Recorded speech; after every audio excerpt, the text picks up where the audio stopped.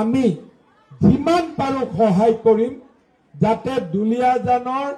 যিমান সমস্যা আছে আমাক মিউনিচিপালিটি বনাব লাগে, মথাউৰি কৰিব লাগে, 200, 300, 400 কোটি টকা ৰাস্তাৰ কাৰণে দিব লাগে। আমাৰ চৰকাৰৰ যিটো পুঁজি তাৰ টেপটো আমি দুলিয়াজানৰ কাৰণে খুলি দিম, যাতে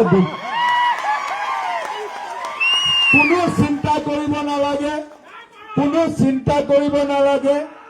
দুলিয়াজান আগবাঢ়ি যাব আৰু নিশ্চিতভাৱে দুলিয়াজানলৈ বিকাশৰ এক নতুন গংগা আহিব, তাত মোৰ কোনো সন্দেহ নাই। শ্ৰদ্ধা ৰাইজ, মই বিচাৰো মই আপোনালোকক ব্যক্তিগতভাৱে প্ৰাৰ্থনা জনাম, আপোনালোকে বিজেপি চৰকাৰ